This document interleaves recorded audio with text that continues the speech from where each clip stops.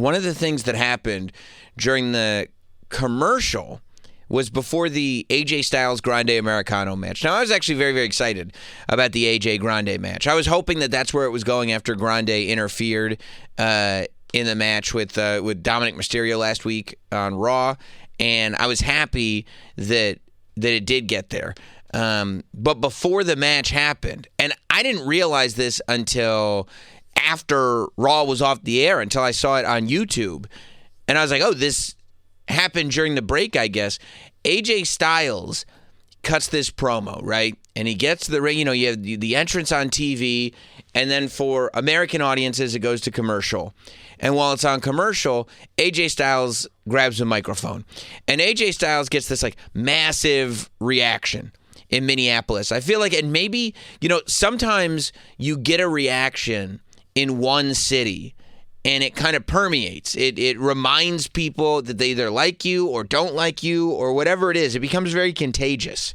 And I think that that's the case for AJ Styles. Like, there was one, I think when Roman Reigns was booed so heavily at the Royal Rumble in Philadelphia, that Philly reaction, that was a reaction unique to, not unique, but amplified because they were in Philly, that became contagious and became something that happened everywhere.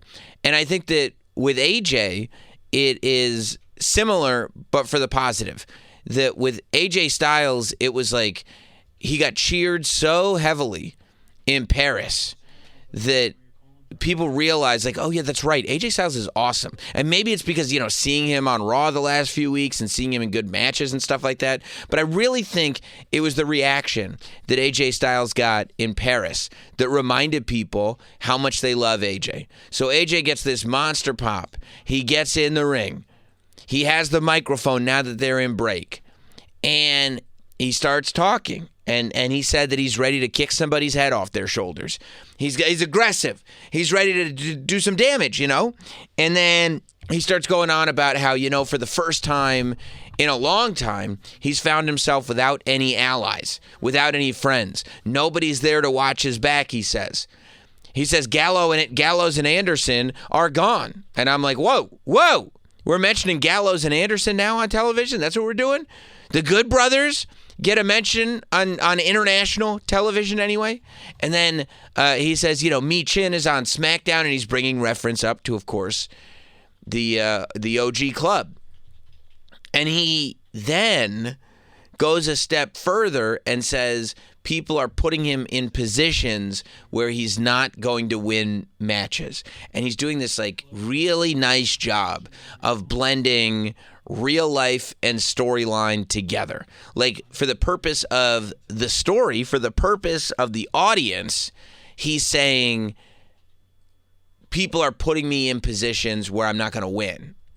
But in reality, you know that what he's saying, like, from the next level up, what he's saying is that he's not happy with the way he's getting, quote unquote, booked. And all of a sudden, you get to this middle ground where, is he talking about real life, or is he talking about storyline? And we don't know, and that's when it's the best. And then he goes a step further, and he says, someone doesn't want me here, and I'll let you guys decide who that is. But I'm going to beat Grande Americano so bad tonight that they're going to feel it. He beats Grande Americano, and he ends up with the dub. But the promo to me was what was newsworthy about it.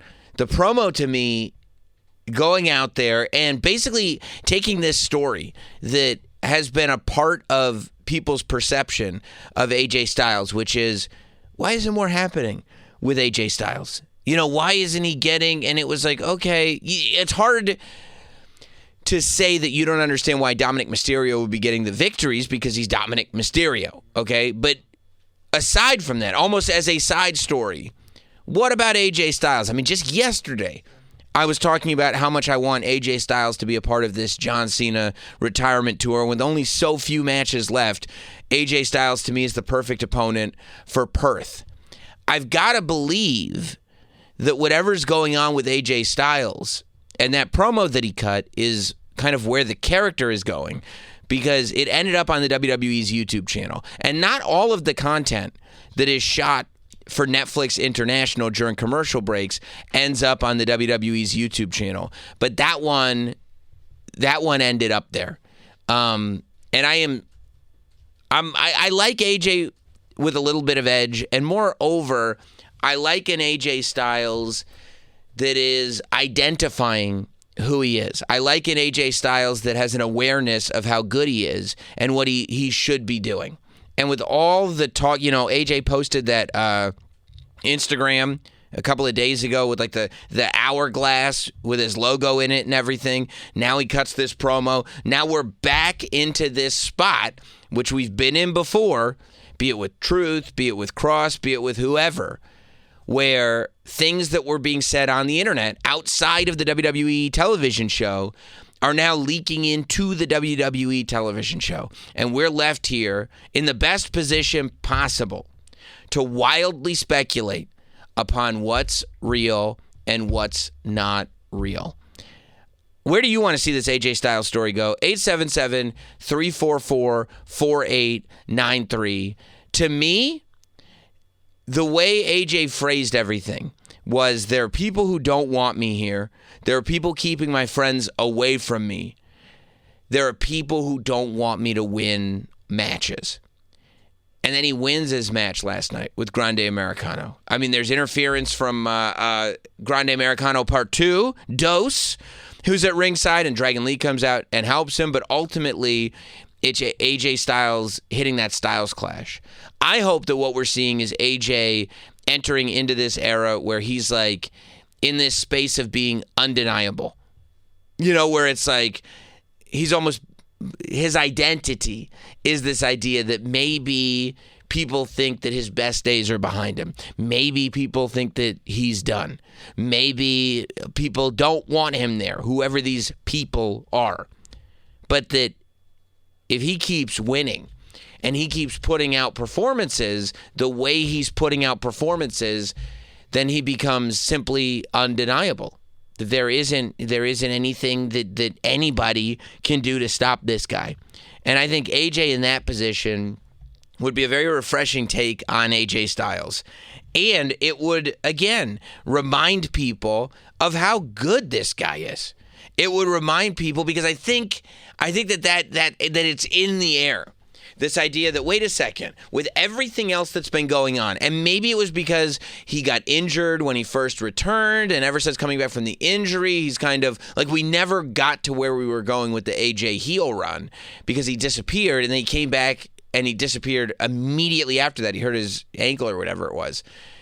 And so now he's back, and because you had those two breaks, I think fans were left in a position with asking, okay, who is AJ Styles right now? And how does he fit in with what's going on? And I think that it's been, that enough time has passed that it's left people going, hey, listen, like, I know we've got all this stuff going on. We have Roman Reigns. We have John Cena's last year. We have CM Punk and AJ Lee back. We have all Seth Rollins and the Vision are doing their thing. All of this stuff is going on. But it's almost like in the last month or so, we, fans, have remembered that we got AJ Styles. And it becomes, and AJ is so consistently good and reliable, and we know we're going to get excellence from AJ Styles every time, that you almost forget. You take it for granted. It's just what is natural.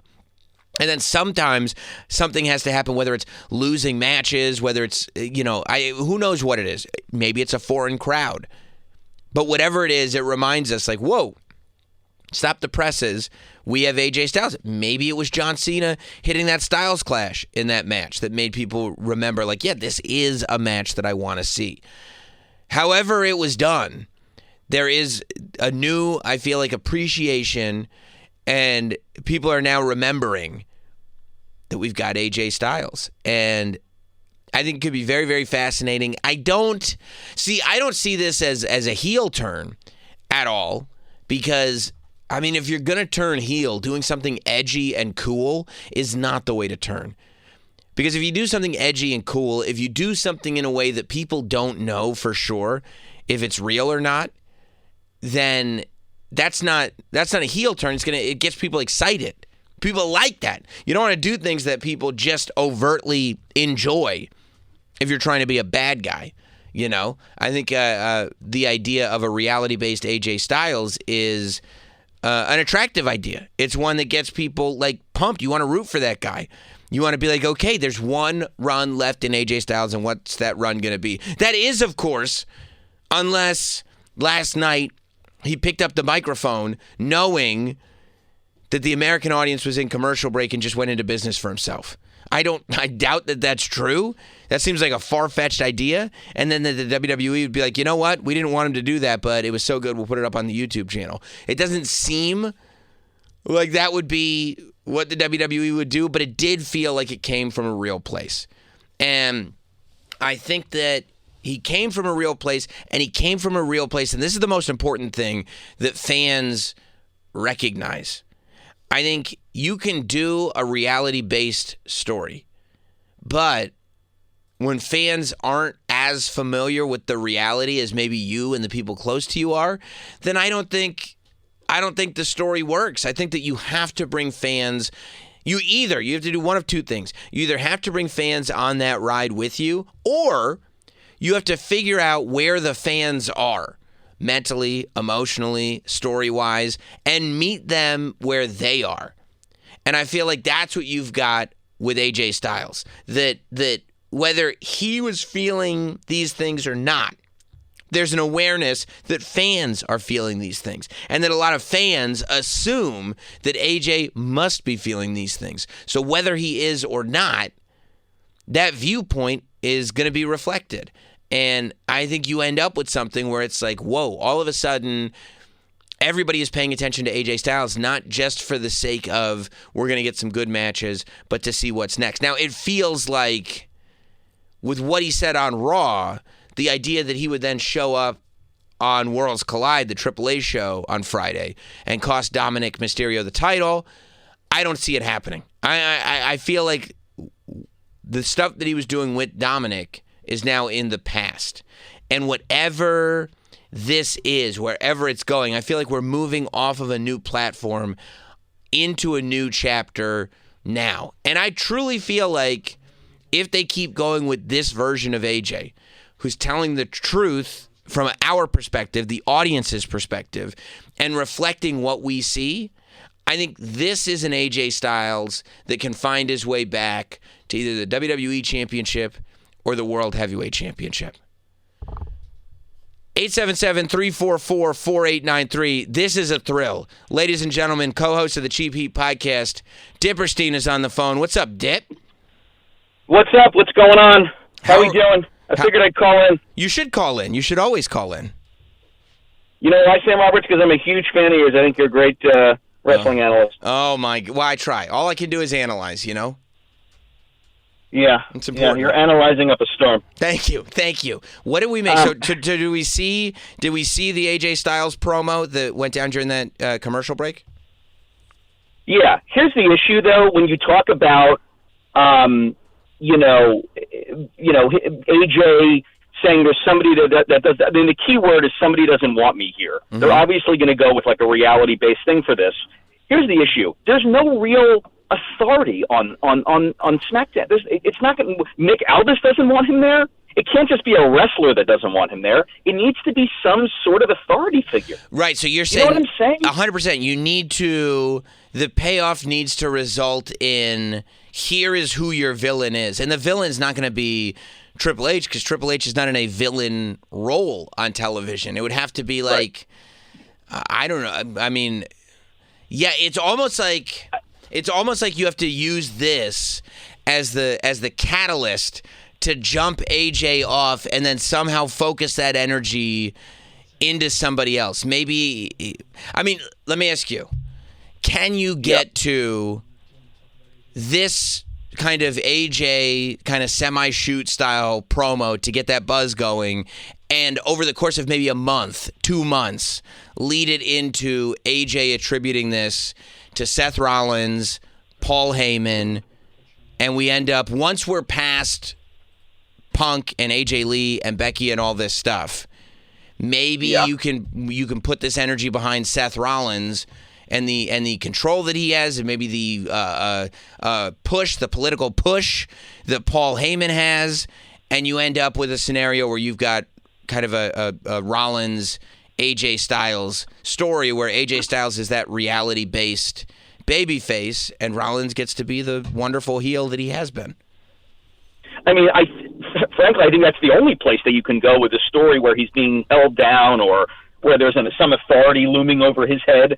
I mean, the Vision feels like the only real authority figures in wrestling right now on TV. I think it's not the GMs. Right. So, no. Sure. But, I don't know. I think that the only way you're going to build like monster babyface, Stone Cold level, not, you know what I mean, almost Stone Cold level, rebel, is if he has some sort of non-wrestling authority that's holding him down. And I'm not sure. I don't know if it's. I don't know. I guess the Vision is the closest thing we have to that right now. Yeah, because when the Vision first started, and there hasn't been a ton of mention of it lately, but that's also because Heyman's been off TV and Seth and Becky have been doing the Punk and AJ Lee stuff.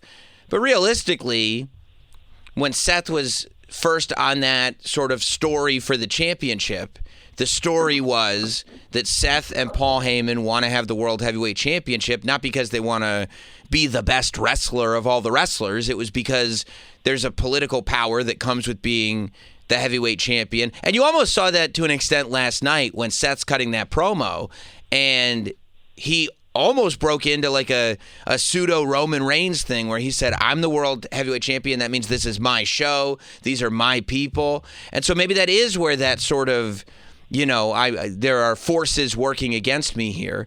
Maybe from a kayfabe, strictly on show perspective, you're talking about the Vision. And maybe if you want to give it that sort of reality foothold, you go into like, well, yeah, Paul Heyman has been working against me for a long time. I get it. I mean, I don't really know where else there is to go with it. I mean, I get, but you would have to have AJ Styles move shows. Well, he was on Raw last night. Is AJ Styles? I guess he on Raw. That's a great question. He was on Raw last night, and he's been pursuing Dominic Mysterio. Yeah. He is officially I guess he's on Raw. I guess it wouldn't matter. Yeah, I guess he's a Raw guy. Yeah.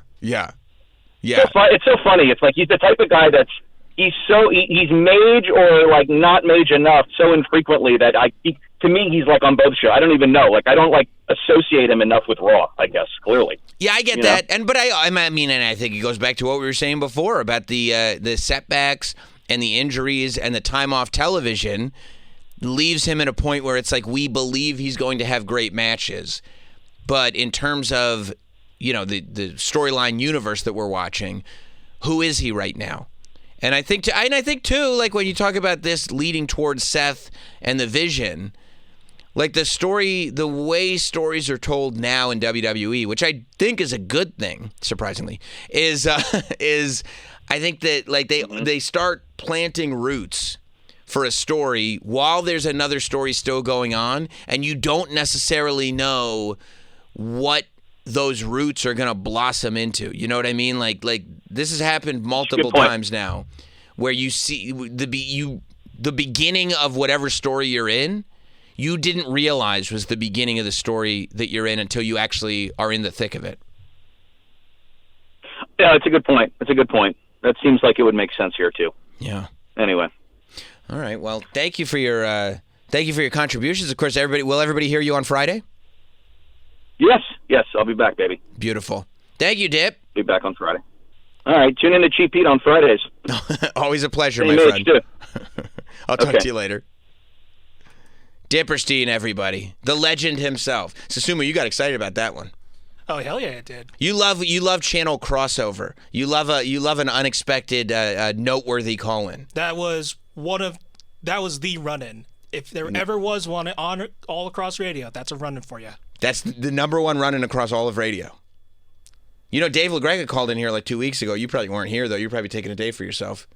Yeah, I missed it. I'm sorry. Corey and Rockland, you want to call the show? It's 877-344-4893. Corey and Rockland, what's up, pal?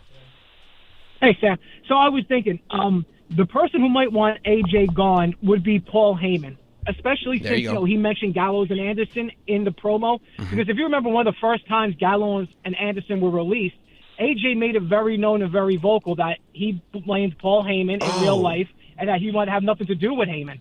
And that was in, like, public interviews, right? Yeah.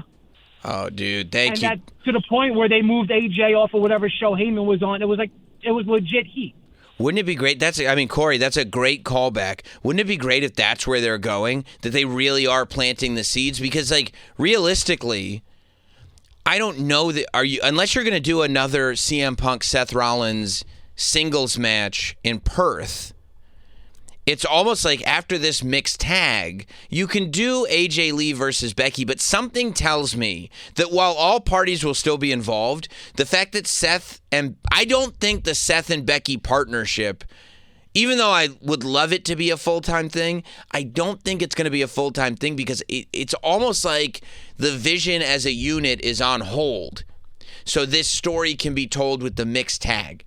And at some point, Seth and Bronny are going to end up back together in that same unit, probably when Paul Heyman ends up back on television.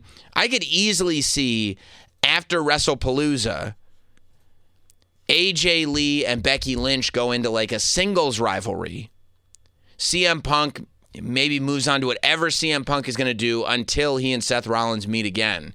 And then you start telling that AJ Styles Seth Rollins story, because I think that AJ Styles Seth Rollins story could be really, really good. I think the matches would be good, but also just the idea of Seth Rollins having a new story, a new opponent, a new reason for doing this that's not at all associated with the bloodline, that's not at all associated with anybody centered around WrestleMania or any offshoots of people centered around WrestleMania. It's like we're stepping out of that story, and now we're going into this one. I think that could be really, really cool. Bronson Reed needs a new guy to hit a tsunami on.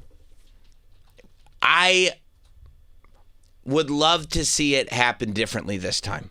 You know what I mean? You're right, but I don't want to just continue to be like, okay, Seth has an opponent, Bronson Reed's going to tsunami him, you got to survive Braun Breaker's spear, and then you get a match with Seth Rollins. It's like it's got to be. That's honestly been the most refreshing part of the mixed tag situation, is that it's different from what's been building, and it's given the two Brauns an opportunity to become their own forces outside of, like, it allows them to become larger fixtures on the show.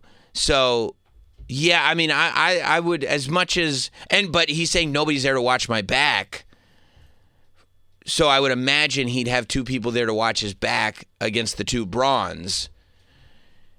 I don't know. I mean, do you bring back Gallows and Anderson again?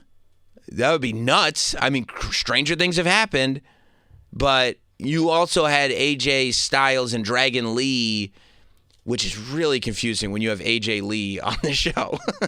Maybe their tag team could be called AJ Lee together. So I don't know if maybe you have some luchadors having AJ Styles back. It's really interesting because the dynamic between Dragon Lee and AJ Styles is opposite of the dynamic of AJ Styles in that promo, which maybe is the intent, because the AJ Styles in the promo is telling a story that we haven't even really started yet. It's just planting roots in.